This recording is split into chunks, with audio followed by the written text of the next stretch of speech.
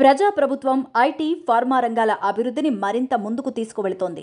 ఒక మంచి eco tourism పార్కును ఇక్కడ ప్రారంభించడం సంతోషంగా ఉందంటూ ఎక్స్పీరియం పార్క్ ప్రారంభోత్సవ కార్యక్రమంలో ముఖ్యమంత్రి రేవంత్ రెడ్డి స్పష్టం చేశారు. రాష్ట్రంలో టెంపుల్, హెల్త్, ఎకో టూరిజం అభివృద్ధి చేయాల్సిన అవసరం ఎంతగానో ఉందన్నారు.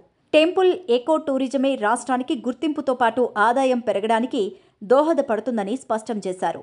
దేవాలయ దర్శనాలకు, అటవీ సంపదను చూసేందుకు ఇక్కడి నుంచి ఇతర రాష్ట్రాలకు వెళుతున్నామన్నారు. రామప్ప, 1000 స్తంభాల గుడి వంటి అద్భుతమైన ఆలయాలు తెలంగాణలో ఎన్నో ఉన్నాయన్నారు. నల్లమల్ల అడవులు, మల్లెల తీర్థం వంటి ప్రాంతాలు మన రాష్ట్రంలోనే ఉండడం గర్వకారణంగా చెప్పారు. టెంపుల్, ఎకో టూరిజం అభివృద్ధికి రాష్ట్ర ప్రభుత్వం కట్టుబడి ఉందని, త్వరలోనే టూరిజం పాలసీని తీసుకురాబోతున్నామంటూ స్పష్టం చేశారు. ఎకో టూరిజంని అభివృద్ధి చేయబోతున్నామని చెప్పారు. ఎక్స్పీరియం లాంటి ఎకో టూరిజం పార్కును ఇక్కడ అభివృద్ధి చేయడం అభినందనీయమన్నారు.